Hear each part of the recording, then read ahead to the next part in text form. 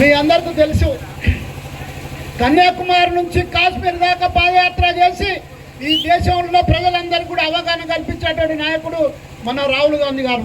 మరి ఆయన నాయకత్వంలో ఇవాళ మన రాష్ట్రంలో ఉన్నటువంటి ముఖ్యమంత్రి రేవంత్ రెడ్డి గారి నాయకత్వంలో, పిసిసి అధ్యక్షుడు మహేష్ గౌడ్ గారి నాయకత్వంలో, ఇక్కడ ఎమ్మెల్యే గెలిచినటువంటి మన నాయకుడు రేవూరి ప్రకాష్ రెడ్డి గారి నాయకత్వంలో, వాళ్ళ ఆధ్వర్యంలో ఈ పరకాల నియోజకవర్గంలో కూడా ఈ కార్యక్రమాలు మనం నిర్వహించుకోవడం జరుగుతుంది. ఇందులో ఏం ఆశ్చర్యపోవాల్సిన అవసరం లేదు. మీ అందరికీ తెలుసు, తలంబ్రాలు ఎప్పుడు వేసుకుంటారు. శ్రీరామనవమి వస్తే మరి శ్రీరామనవమిలో తలంబ్రాలు ఎప్పుడు ఇస్తారు? పూజలు పునస్కారానికి అయ్యగారు తలంబ్రాలు వేస్తారు. కానీ సంవత్సరం ముందే మోడీ గారు మనకు దేవుడు అంటే మనకు లేనట్టు, రాముడు అంటే మనకు భక్తి లేనట్టు సంవత్సరం ముందే తలంబ్రాలు ఇళ్లకు పంపించి జై శ్రీరామ్ జై శ్రీరామ్ అంటాడు.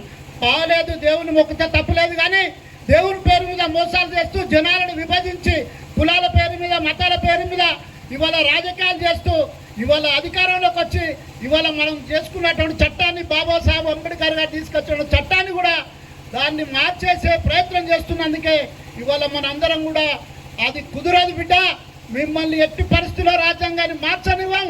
మా బాబు గారి నాయకత్వంలో మేము స్వతంత్రం తీసుకొచ్చుకున్నాం. బాబు అంటే గాంధీ మాత్రం మీకు తెలుసు, బాబాసాహెబ్ అంబేద్కర్ తెలుసు.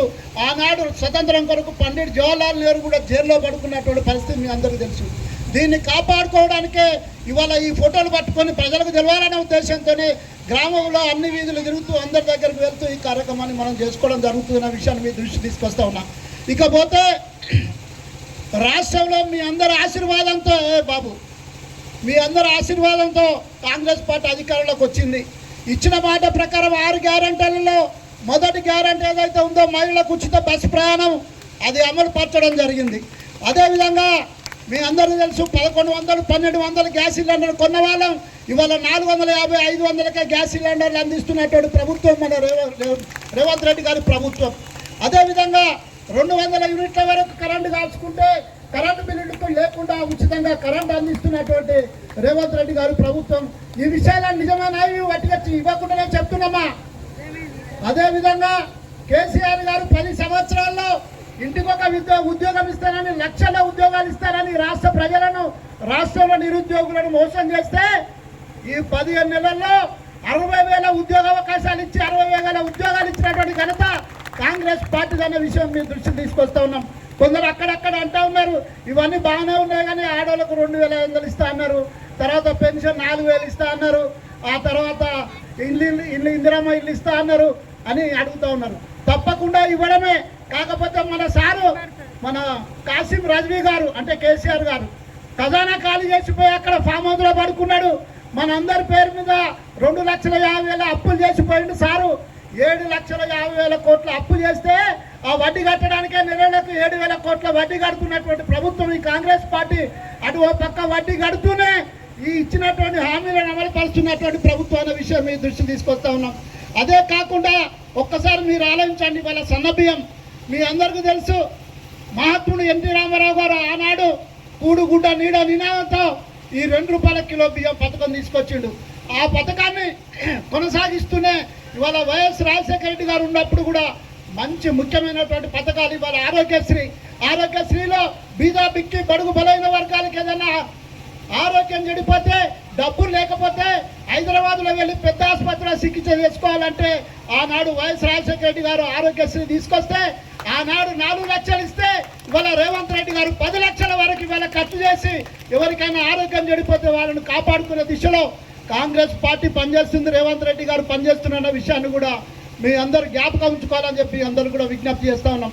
ఇవాళ ఆనాడు రుణమాఫీ గురించి పెద్దగా ఎక్కడ పడితే అక్కడ చెప్పారు. మా మైకులలో 1,00,000 రూపాయలు రుణమాఫీ చేస్తా అంటే ఆ 1,00,000 రూపాయలు 10 సంవత్సరాల వడ్డీలో తీరలేదు అక్కడ బ్యాంకులలో. కానీ ఇవాళ న్యాయంగా రుణమాఫీ 2 లక్షల లోపు మొత్తం చేస్తామని చెప్పి 100లో 80 మందికి 80% రుణమాఫీ చేసిన ఘనత కూడా ఇవాళ రేవంత్ రెడ్డి గారు. అవునా కాదా ఒక్కసారి మీరు అందరూ కూడా ఆలోచించాలని మీ అందరికీ విజ్ఞప్తి చేస్తా ఉన్నాం. మరి మిగతా వాటి విషయం ఏంటంటే తప్పకుండా మిగతా వాటి విషయంలో కూడా రేవంత్ రెడ్డి గారి ప్రభుత్వం ప్రయత్నం చేస్తుంది. మీ అందరికీ తెలుసు, ఇవాళ సన్న బియ్యం తీసుకొచ్చినాం. అదేవిధంగా రైతులు పండిస్తున్నటువంటి సన్న రకాలకు 500 రూపాయల బోనస్ ఇస్తున్నాం. అంటే ఎకరాకు ఒక్కొక్క రైతుకు 15,000 నుంచి 20,000 లబ్ధి పొందుతున్నటువంటి పరిస్థితి రైతులకు ఉంది. రుణమాఫీతో పాటు సన్న సన్న రకాలకు 500 రుణమాఫీ చేస్తూ 500 బోనస్ ఇస్తూనే ఓ పక్క ఇవాళ బీదా బిక్కి బడుగు బలైన వర్గాలకు దొడ్డు బియ్యం కాకుండా వారు కడుపు నింపాలనే ఉద్దేశంతో సన్న బియ్యం తీసుకొచ్చి 6 కిలోల చొప్పున ఇవాళ సన్న బియ్య కార్యక్రమం కూడా మనం తీసుకొస్తా ఉన్నాం. మిగతా ఏవైతే గ్యారంటీలు రేవంత్ రెడ్డి గారు చెప్పినో కొద్దిగా అక్కడ ఖజానా ఖాళీ అయిపోయింది కాబట్టి దాన్ని నింపుకుంటూ మీ అందరికీ మిగతా హామీలు కూడా నెరవేర్చే అవకాశం ఉంది కాబట్టి నిరుత్సాహపడకుండా మీ అందరికీ తెలిసి ఇవాళ ఇందిరమ్మ ఇల్లు ఇస్తా అని చెప్పినా మేము తప్పకుండా తెలిసి ఈ పక్కకునేట ఇందిరమ్మ ఇల్లే మొత్తం ఇది కూడా ఇందిరమ్మ ఇల్లే అంటున్నాడు. నిజమేనా? కేసీఆర్ కట్టించిన అక్కడ 10 సంవత్సరాలు ఎక్కడ ఒక్క ఇల్లు కట్టలేదు. అప్పుడు ఇందిరమ్మ ఇచ్చిన ఇల్లు ఉన్నాయి. ఇవాళ మీ ఊర్లో ఇప్పటికి ఒక 28 ఇల్లు మంజూరైనాయి. ఇంకా 3 దఫాలుగా ఇల్లు వస్తాయి. లేని వాళ్ళందరూ కూడా ఇందిరమ్మ ఇల్లు ఖచ్చితంగా నిర్మించి ఇస్తాం. ఇక్కడ ఉన్నటువంటి ఎంపీడీసీ సునీత శ్రీనివాస్ గారు, గ్రామశాఖ అధ్యక్షుడు రాజు నాయకత్వంలో తప్పకుండా నిరుపేదలైన వాళ్ళకి ఇందిరమ్మ ఇల్లు కూడా అందుతాయి. నేను కూడా మీ పక్కూరు వాడినే ఖచ్చితంగా ఈ మండలం మట్టుకు ఎక్కడెక్కడైతే నిజంగా నిరుపేదలు ఉన్నారో ఇల్లు లేవో వాళ్ళకు వచ్చే విధంగా ఈ 3 సంవత్సరాల ఇల్లు అనేది మళ్ళీ అడిగే వాళ్ళు లేకుండా నిర్మించి ఇచ్చడానికి నా వంతుగా కూడా నేను ప్రయత్నం చేస్తానని చెప్పి తెలియజేస్తూ మరి ఇంత పెద్ద ఎత్తున మీరు ఈ కార్యక్రమంలో పాల్గొన్న మీ అందరికీ పేరున హృదయపూర్వకంగా